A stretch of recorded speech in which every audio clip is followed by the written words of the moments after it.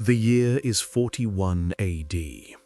In a narrow underground corridor beneath the Palatine Hill, a man's screams echo off stone walls that have witnessed the rise and fall of emperors. Blood pools on marble floors that once gleamed for Augustus himself. 30 knife wounds, 30 deliberate strikes, each one carving away not just flesh, but the very memory of a reign that lasted less than 4 years, yet burned itself into history's darkest pages. The man dying in that tunnel is Gaius Julius Caesar Augustus Germanicus. You know him by another name, Caligula, Little Boot, the emperor who allegedly wanted to make his horse a consul, the madman who declared himself a god, the tyrant whose cruelty became legend. But here's the question that keeps historians awake at night. Was Caligula actually insane, or was he the victim of the greatest character assassination in Roman history? Because everything you think you know about this emperor comes from sources written by his enemies decades after his death, by men who had every reason to transform him into a monster. Tonight, we're going back to Rome, back to the marble halls and blood-soaked floors, back to a reign so brief and so brutal that it changed the empire forever. And we're going to separate the man from the myth, the truth from the propaganda, the emperor from the monster. If you've ever wondered why some historical figures are remembered as villains while others become heroes, you're in the right place. Here on The Midnight Historian, we dig into the shadows that other channels ignore. Every view, every like, every subscription helps us resurrect the voices that power tried to silence. Now let's go back to the beginning, because to understand how Caligula became a monster, you need to understand the hell that made him. Caligula was born on August 31, 12 AD, into a family that represented everything glorious about Rome. His father was Germanicus, one of the empire's most beloved generals, a man so popular that crowds would cheer just to catch a glimpse of him. His mother, Agrippina the Elder, was the granddaughter of Augustus himself, the first emperor of Rome. The boy's blood was as blue as blood could be in the ancient world. His real name was Gaius, but when his parents dressed him in miniature military uniform and took him on campaign in Germania as a small child, the soldiers gave him a nickname, Caligula, Little Boot. They meant it with affection, treating him like a lucky mascot, a living reminder that Rome's greatest families stood with them in the mud and the blood. But affection doesn't protect you from fate. When Caligula was 7 years old, his father died under suspicious circumstances in Antioch. Poison, most believed, though no one could prove it. The family's fortune turned like a blade. Emperor Tiberius, Germanicus's uncle and adoptive father, grew paranoid about threats to his power. He saw enemies everywhere, especially in Agrippina, who openly despised him. By the time Caligula was 19, Tiberius had destroyed his family. His mother was exiled and starved herself to death. 2 of his brothers were executed. His sisters were banished. Everyone he loved was either dead or scattered. Only Caligula survived. And the reason he survived tells you something crucial about the man he would become. In 31 AD, when Caligula was 19, Tiberius summoned him to Capri, that sun-drenched island where the emperor had retreated from the world 5 years earlier. Capri was a paradise. It was also a trap. There, Caligula learned to wear masks. He learned to smile while plotting. He learned that showing weakness meant death. For 6 years he lived in that villa, watching an old man grow more paranoid and more cruel, learning the art of survival in an empire where power was the only protection. Based on ancient accounts of his behavior on Capri, some historians suggest he learned too well, that the cruelty he witnessed became the cruelty he later embodied. When Tiberius finally died on March 17, 37 AD, at age 77, Rome erupted in celebration. The old tyrant was gone, and in his place stood Caligula, just 24 years old, handsome, charismatic, the son of the beloved Germanicus. Finally, Rome could breathe again. The first months of Caligula's reign were everything people hoped for. He ended the treason trials that had terrorized the Senate under Tiberius. He recalled exiles and freed political prisoners. He gave bonuses to soldiers, held lavish gladiatorial games, and poured money into public works. He completed the aqueducts Tiberius had abandoned, bringing fresh water to Rome's poorest neighborhoods. According to the Jewish philosopher Philo, who was actually alive during this time, Caligula was admired by everyone in the world, from the rising to the setting sun. Rome had its golden boy back. The city believed it was entering a new age, one where an emperor actually cared about his people. And for the first several months, that's exactly what it looked like. But then, in October of 37 AD, something happened. Something that would transform the promising young emperor into the monster history remembers. Caligula fell ill, violently, catastrophically ill. The exact nature of this illness remains one of history's great medical mysteries, but the accounts describe fever, delirium, and episodes that left him changed. Modern medical researchers have proposed multiple theories. Some suggest temporal lobe epilepsy, a condition that can cause seizures, personality changes, hypersexuality, and religious hallucinations. The condition runs in families, and historical analysis of the Julio-Claudian dynasty shows possible evidence of epilepsy in more than half the male members. Seizures can cause cumulative brain damage over time, affecting judgment, emotional regulation, and impulse control. Others point to encephalitis, an inflammation of the brain caused by viral or bacterial infection. Encephalitis can lead to paranoia, hallucinations, impulsivity, and permanent cognitive damage. In an age before antibiotics or antivirals, a severe case of encephalitis could fundamentally rewire someone's personality. Or perhaps it was simpler than any medical explanation. Perhaps it was trauma. 6 years of living under Tiberius's paranoid gaze, watching everyone you love die, learning that trust equals death. That kind of psychological damage doesn't heal just because you put on a crown. Add absolute power to untreated trauma, and you create a recipe for catastrophe. Whatever the cause, the Caligulan who emerged from that illness in late 37 AD was not the same man who fell sick. The change was immediate and dramatic. The generous reformer became cruel. The people's champion became their tormentor. The promising emperor became something Rome had never quite seen before. The paranoia came first. Caligula began seeing conspiracies everywhere. He executed his cousin and co-heir, Tiberius Gemellus, on suspicion of plotting against him. Within a year, he also ordered the death of Macro, the Praetorian commander who had helped him secure power. The man who had ended treason trials brought them back with a vengeance.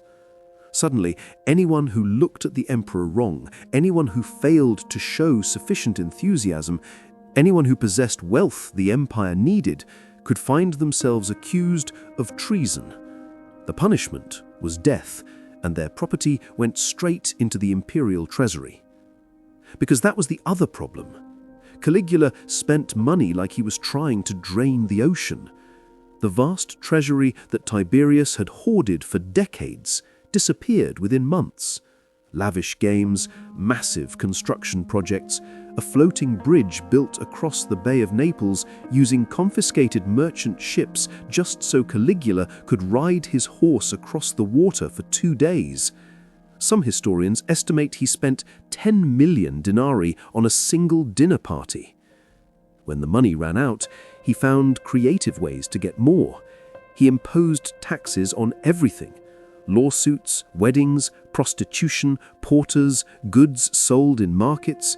The tax on prostitutes was particularly cruel because it applied retroactively, meaning even retired or married former sex workers had to pay, creating a permanent mark of shame on women trying to build new lives. Then there were the executions, not just of political rivals, but of anyone who annoyed him. Suetonius, writing 80 years after Caligula's death, claims the emperor would have fathers watch their sons being executed, then invite them to dinner that same night, and force them to laugh and joke as if nothing had happened. One man, who seemed too sad, was killed the next day. Whether this specific story is true is debatable, but the pattern is clear. Caligula wanted people to know that their lives, their families, their very emotions belonged to him. And then there was his relationship with his sisters, particularly Drusilla. Ancient sources claim he had incestuous relationships with all 3 of his sisters, with Drusilla being his favorite. Some modern historians dismiss this as senatorial propaganda, pointing out that contemporary sources like Seneca and Philo, who hated Caligula, never mentioned incest despite their harsh criticism. Suetonius, who did make the claim, wrote 80 years after Caligula's death and had access to senatorial archives filled with anti-Caligula propaganda.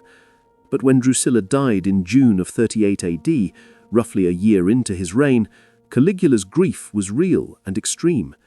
He declared her a goddess, the first mortal woman in Roman history to be deified. He made mourning mandatory throughout the empire. The timing, coming so soon after his mysterious illness, suggests to some scholars that this loss may have deepened whatever psychological crisis he was experiencing. The famous horse story deserves examination. According to Suetonius, Caligula planned to make his favorite racehorse, Encephalitis, a consul, one of Rome's highest political officers.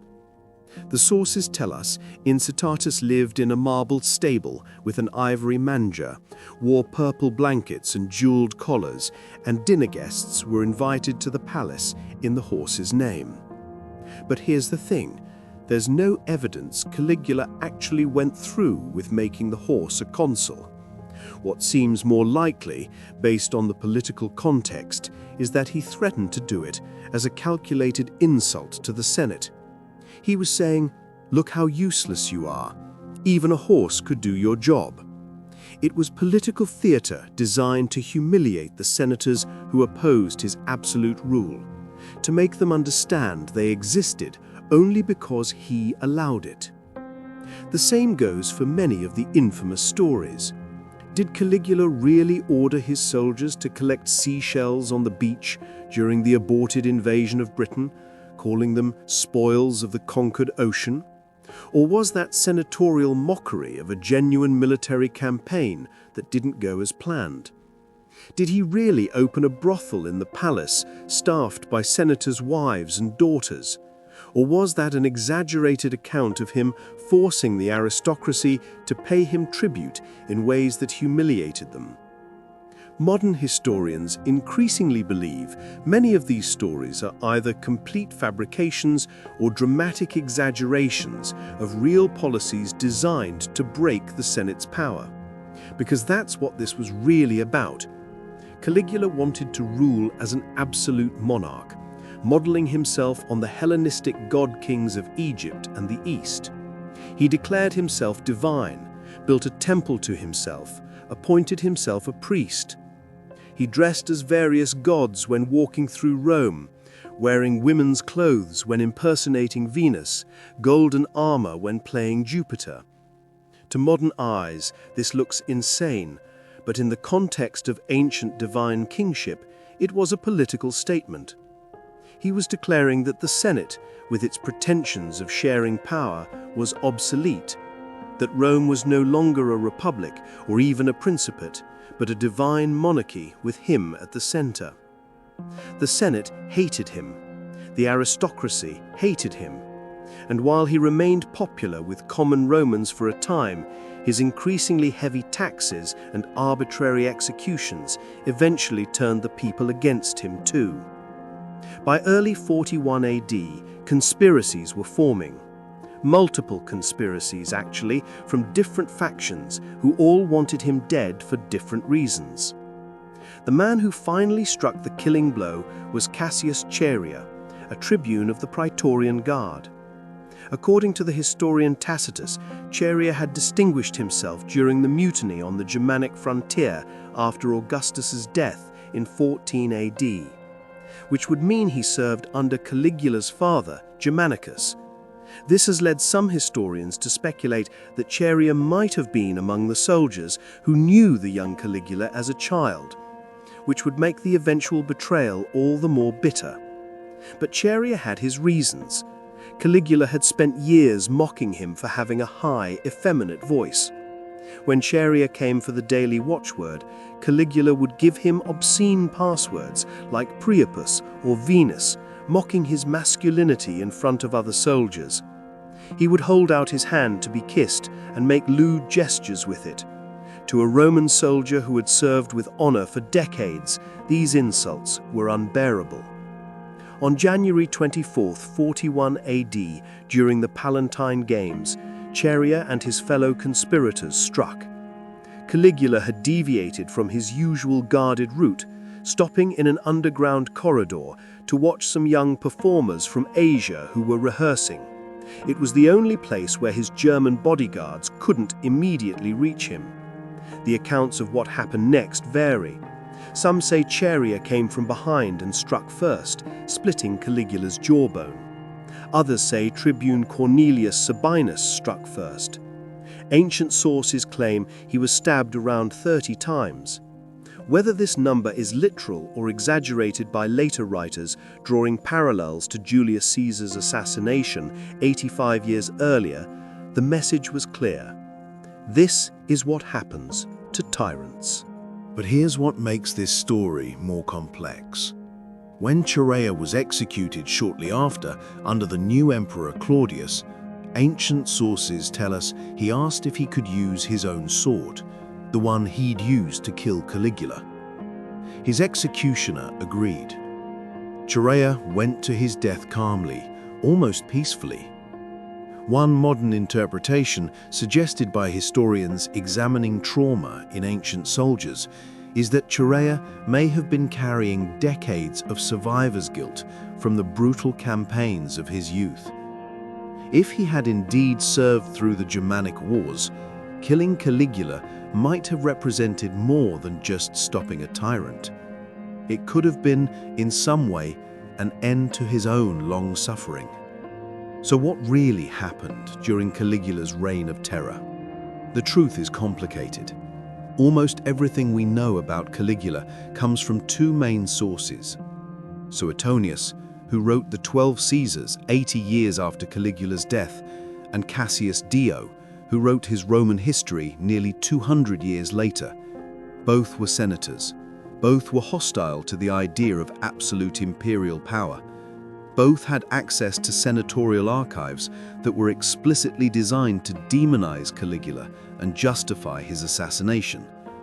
After Caligula's death, the Senate tried to erase him from history, ordering the destruction of his statues, the defacement of his monuments. His successor, Claudius, had every reason to portray his predecessor as a monster to legitimize his own rule.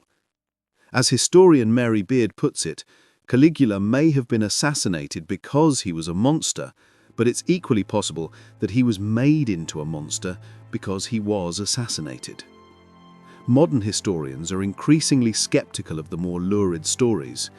The incest allegations appear nowhere in contemporary accounts. The horse consul story was likely political theatre, not actual insanity.